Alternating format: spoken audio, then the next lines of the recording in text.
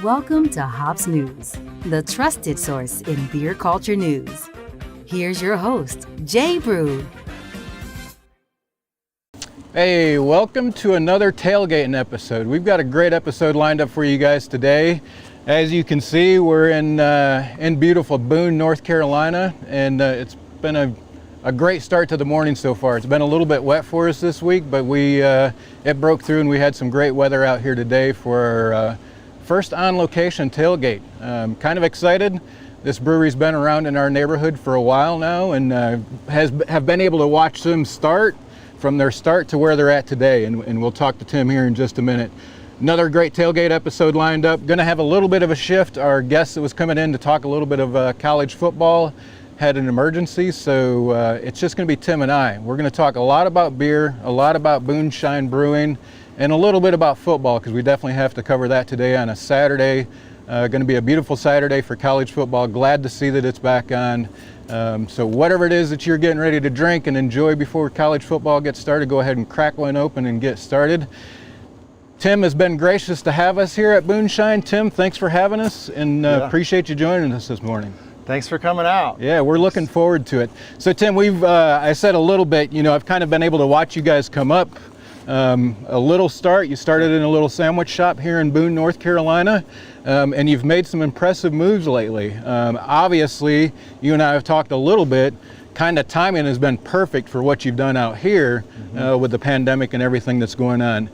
That all said, let's talk about you as a person and kind of your start into beer. What was your start into beer? Yeah, so years ago, I had an interest in just sort of following the craft beer revolution that happened in this country. There wasn't a whole lot of craft beer available back in the early 90s and kind of early mid 90s. There started to become more craft beer available, and I was just always interested in more full flavored beers than what we had here. And I had some friends. I was in software development technology space for a while, and had some friends. A good friend of mine, he just said, hey, let's figure out how to make our own beer. And so we decided to make a homebrew batch, just kind of learn about how to make beer. And so that was back in the early 90s. There's an interesting connection between technology, technical people with a technical background, and making beer. If you actually look at the very first homebrew clubs in this country.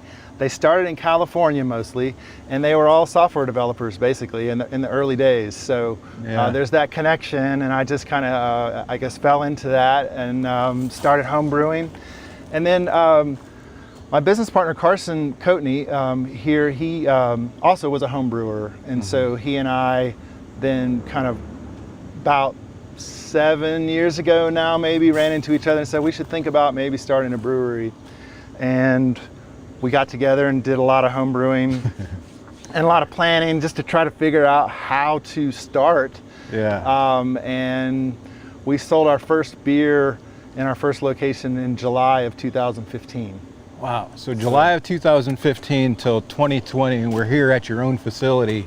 I know it feels like a long time coming, but that curve is pretty steep for you, right? I mean, to go from brewing beer and selling your first beer and in 5 years having your own location and having to be to the point where you expand a kitchen, offer more food options, definitely been a steep curve for you, and it's been exciting to be able to watch that here in our local community.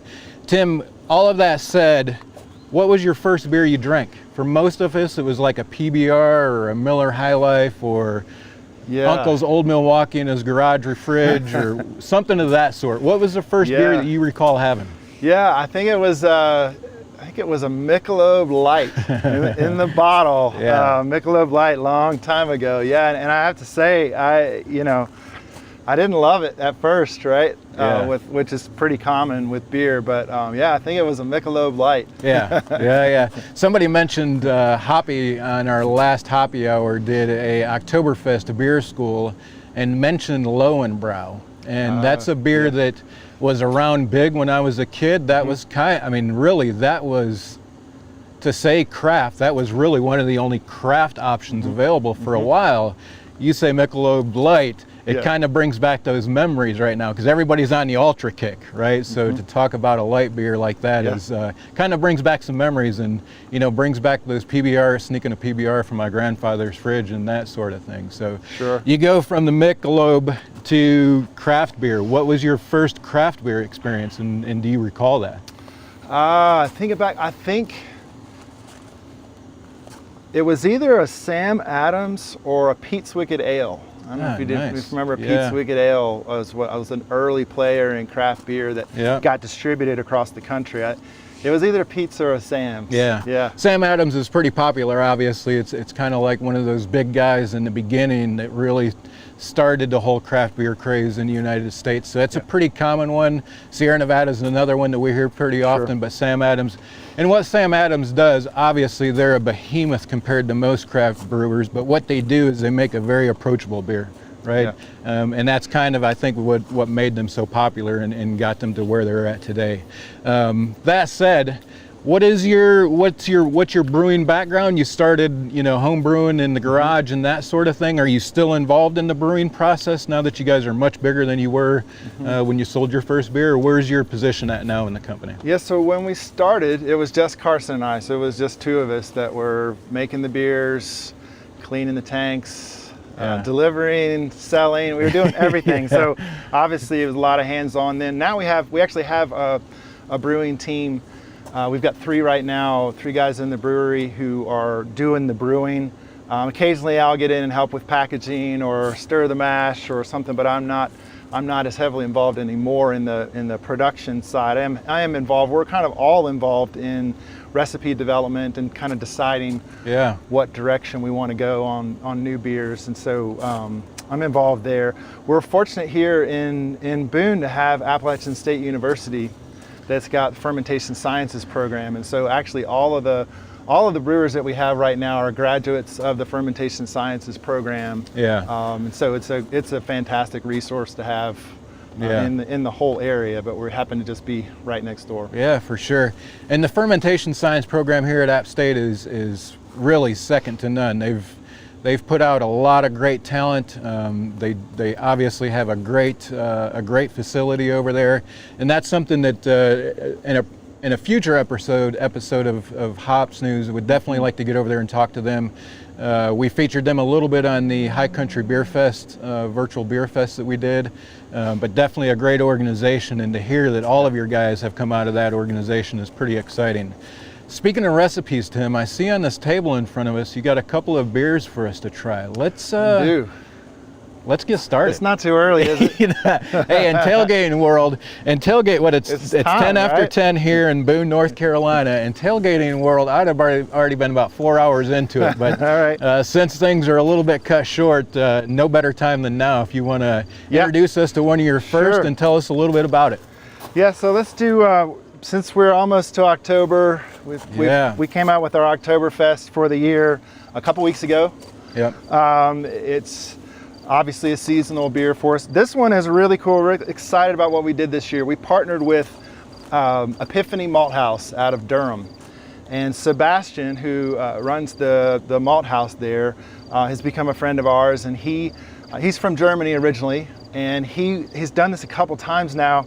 He's got connections in Germany in the fields where the barley grows for some really classic Oktoberfests that we all know and love. And he got the barley, brought it back to Durham, malted it at Durham into a fest malt style for making these beers. And so we used the Epiphany malt, the special malt that we got from Sebastian. So we've got their logo on the can. It's kind of nice to be able to support North Carolina-based malt house. I think it turned out really great. We'll give it a try. For sure. Right?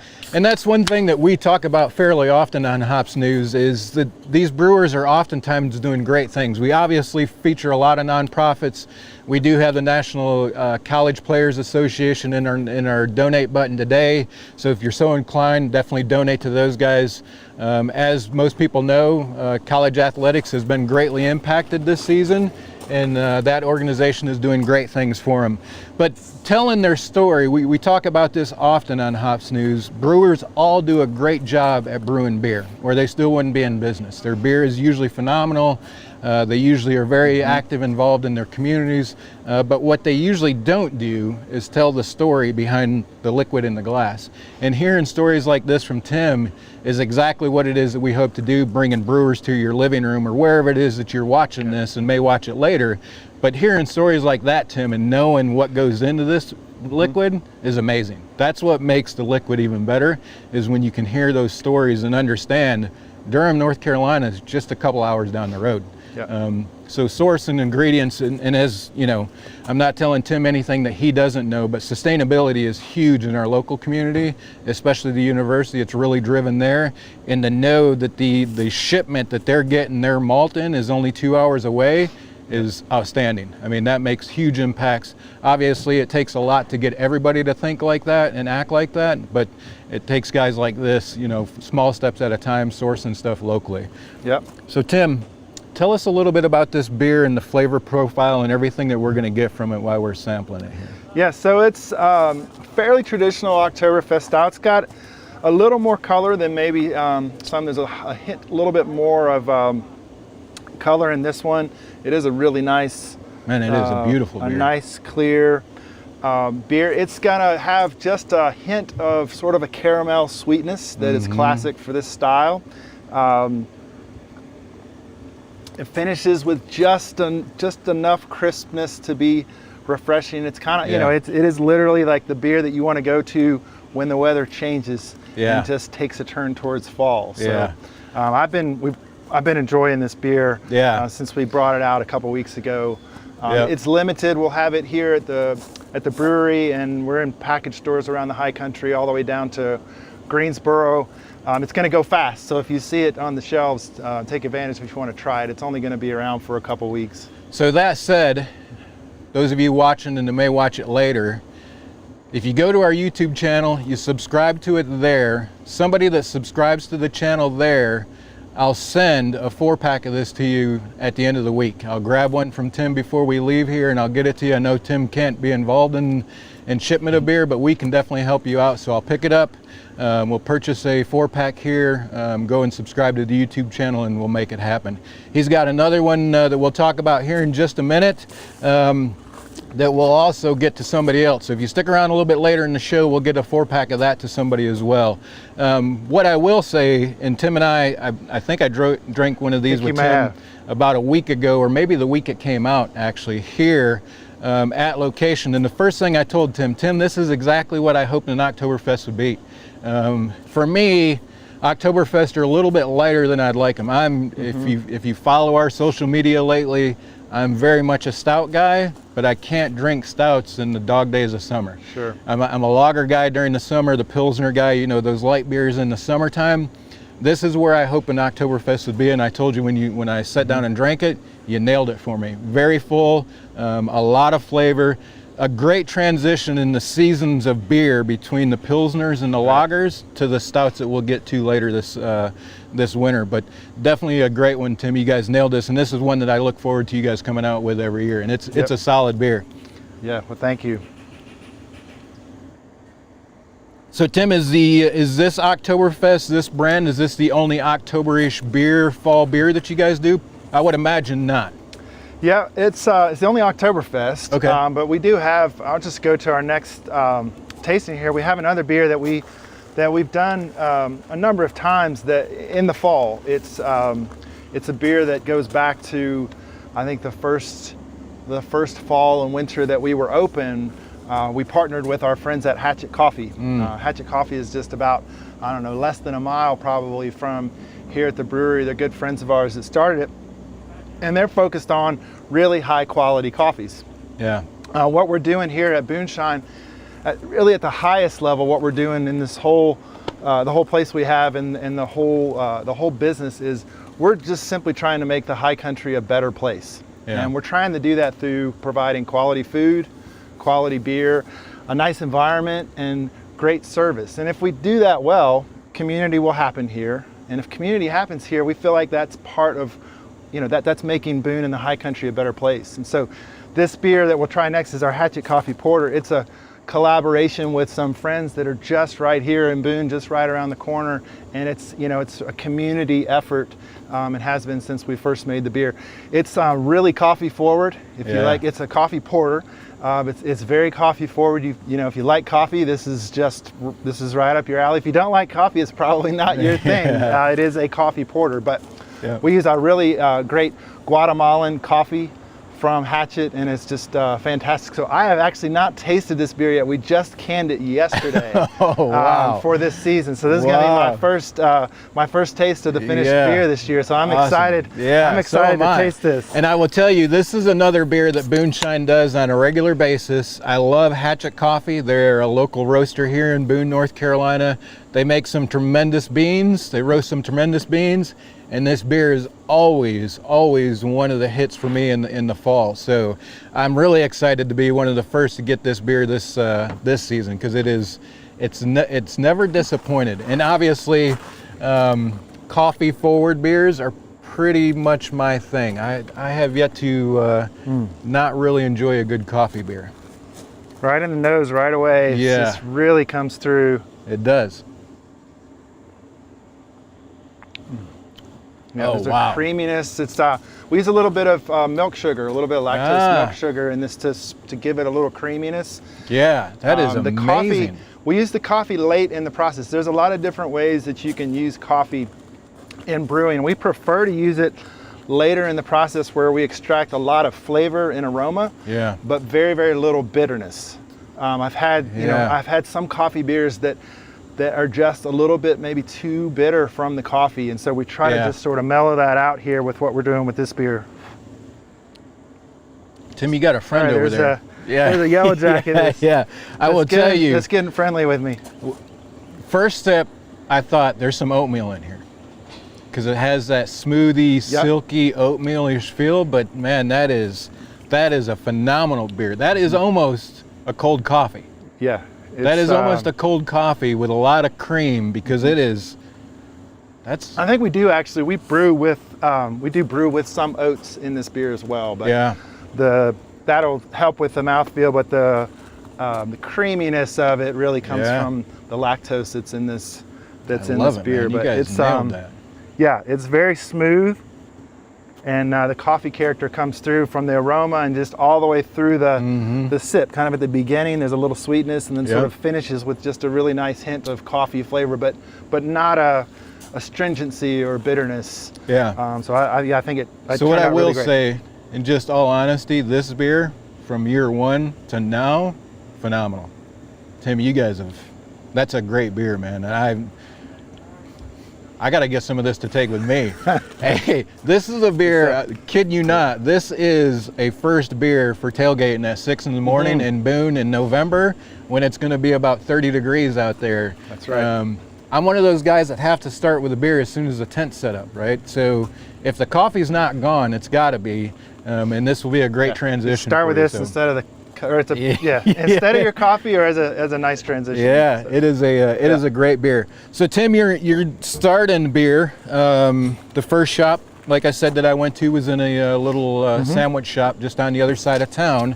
You guys have recently made a transition, a pretty big transition. Tell us about that transition and what we have here at your current tap room. Sure. So in, let's see, get my dates right. In late 2017, there's my bee friend again. In late 2017, we were able to acquire this building here in East Boone. We're right next to a park, right down the hill. And the building is set up just perfectly. In the back of the building is our production space where all of our beer is made. In the front, as you can see, we've got a big patio we added on. We've got a tasting room there. That guy's not going to leave you alone today, is he? He might be after the beer, or he might be after you. I'm not sure. Wow.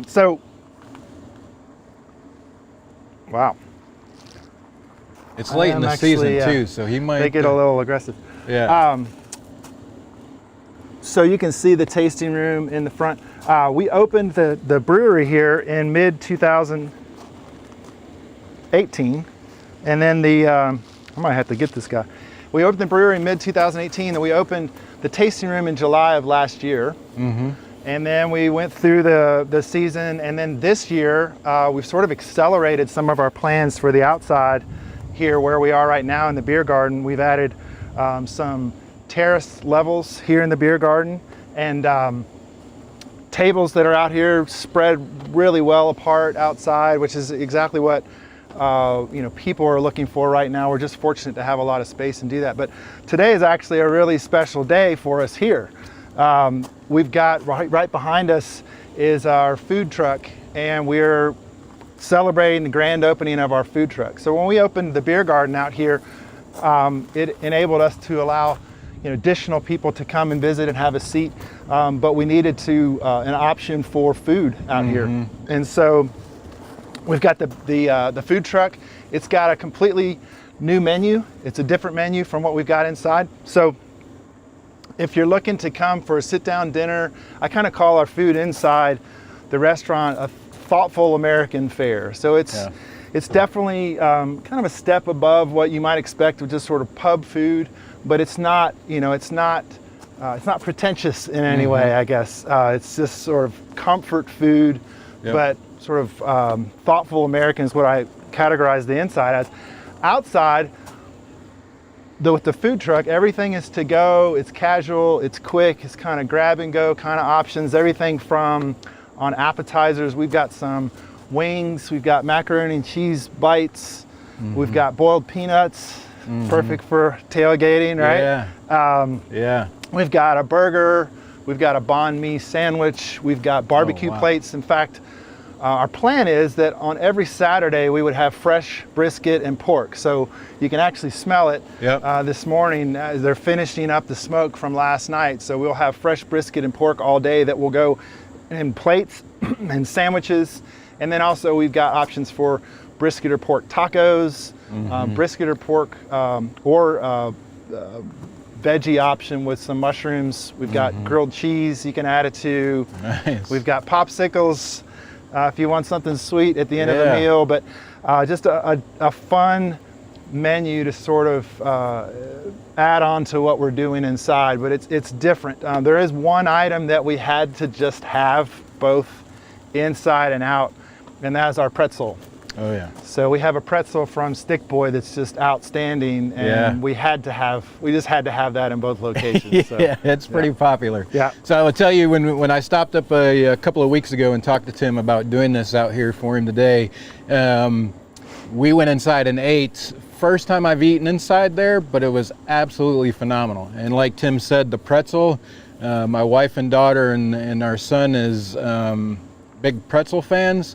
and I think we crushed 2 of them in there that night. So Yeah. definitely a smart move putting it out here. I will say, and make sure your supplier, your vendor Stick Boy, knows, because having the availability out here with a number of tables, they're probably going to go through some pretzels. Yeah, pretzels are popular, and we've got Oktoberfest specials planned for all month in October. We're partnering with another good local story. There's a new butcher shop in West Jefferson called Ramblin' Poppy, and we're friends with John, who started that, and he's making some special sausages for us that will feature as some Oktoberfest specials to go along with the beer and the pretzels. And so we're excited about October. It's always a nice time up here in the high country, but it's going to be fun this year. Yeah, it's going to be outstanding. The food inside is great.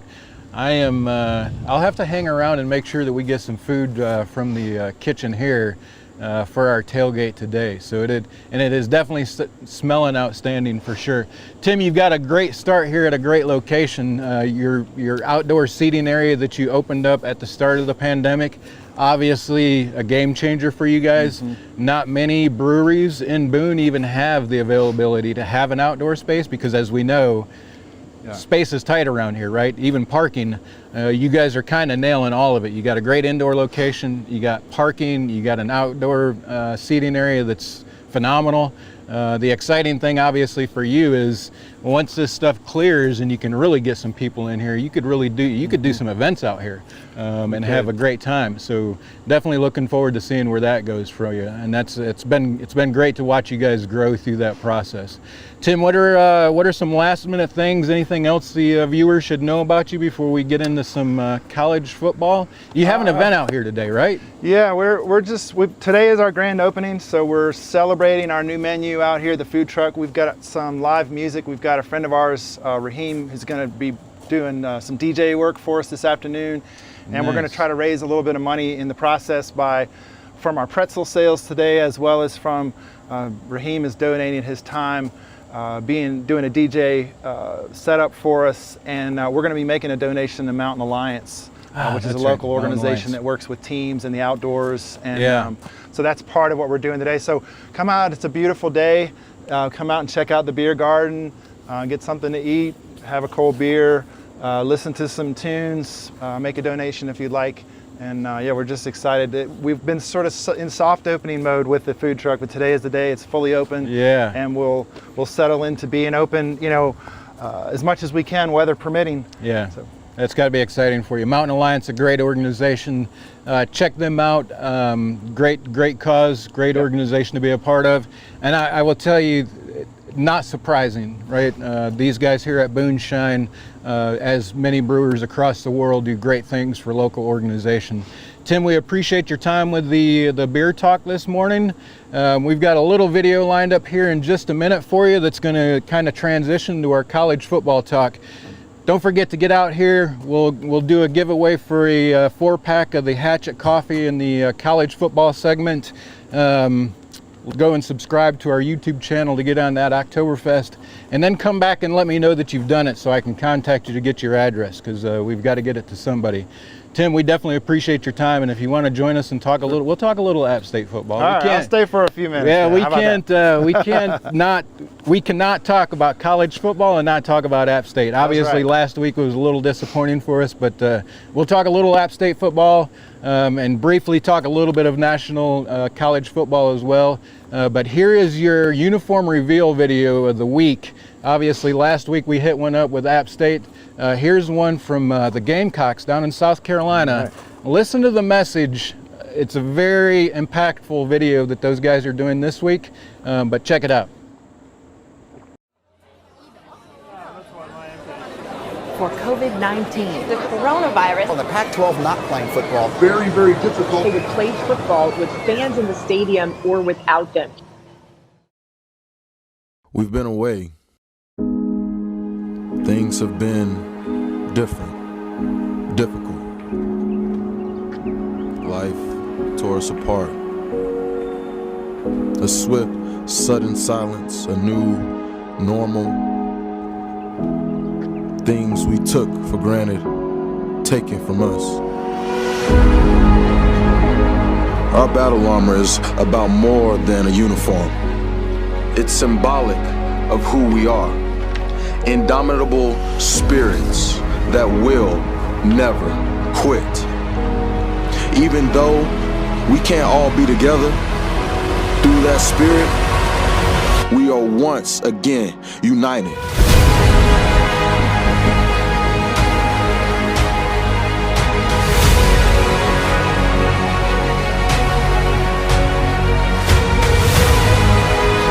And when you're united, when you refuse to quit, then you have something that cannot be taken.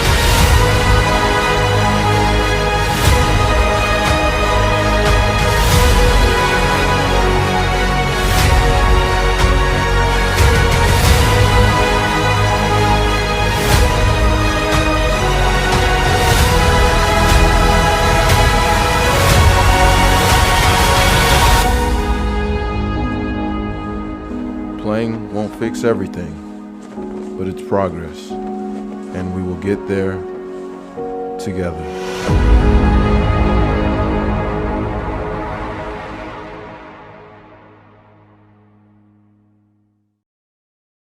All right, welcome back. We're still here at Booneshine in Boone, North Carolina. We're going to talk a little bit of college football.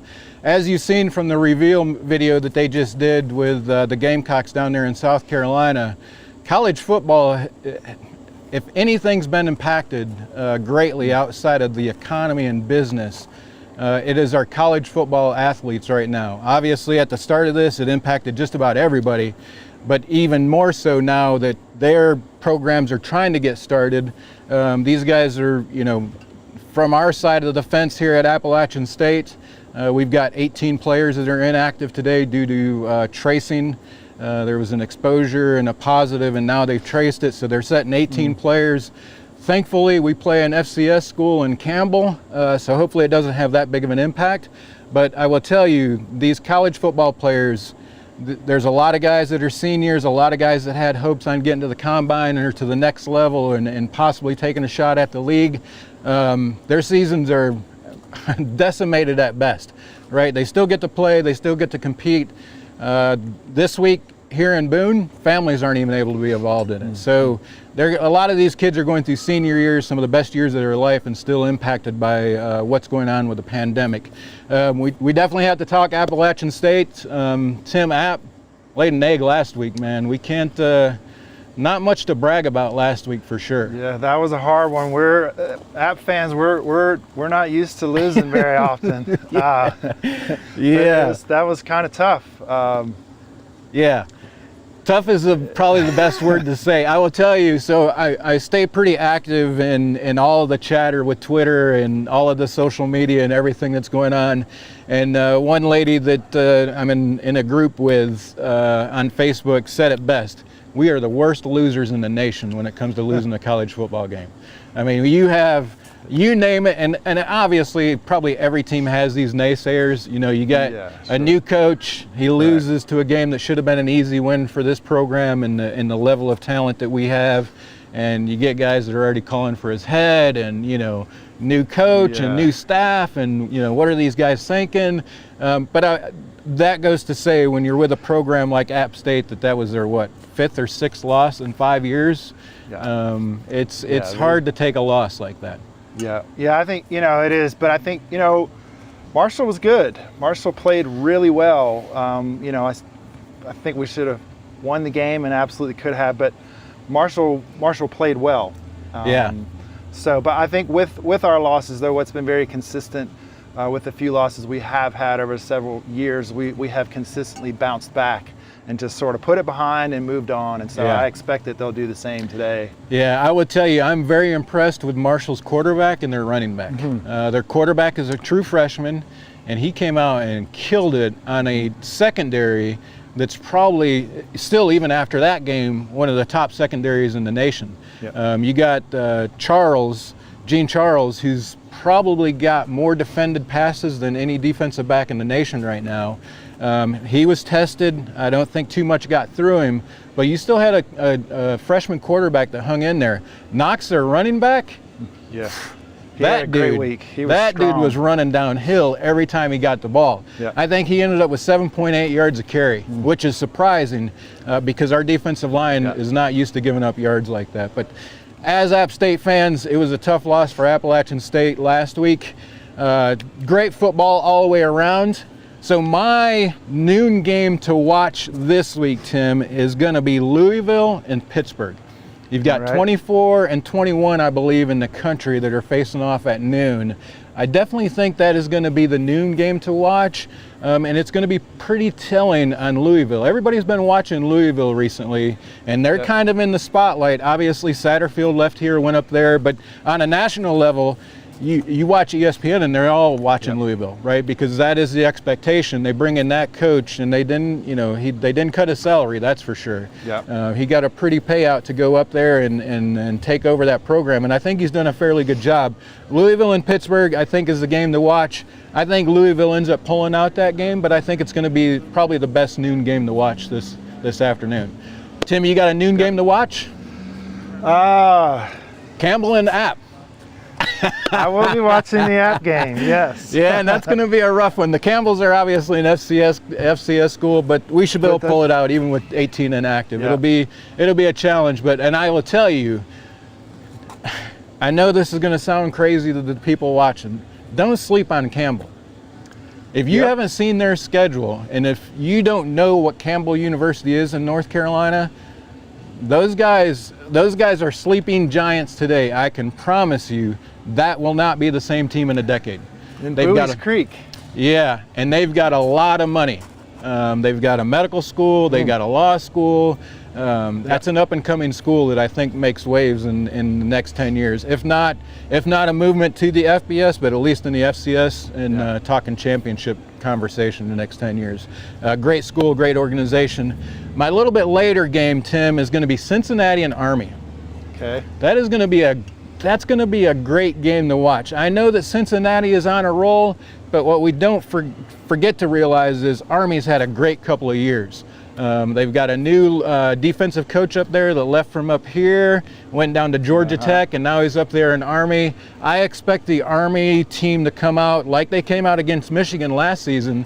They only lost to Michigan by missing a field goal last year. So we've got a great Army team that's going to take on Cincinnati at 3:30 this afternoon. I think that's going to be another great college football, another great fall action on the gridiron, so to speak. Tim, what's your take on college football this season? Who's your team to watch for the national championship? I mean, you can never count out Clemson, Alabama. I mean, they win for a reason. Yeah, for sure. Those are going to be some big ones. They'll be there. I think actually what's going to be interesting is just to see with the conferences coming back into play now a little bit later and coming into the fold. I think it's just going to be interesting to see how it plays out with the end of the season and the playoffs.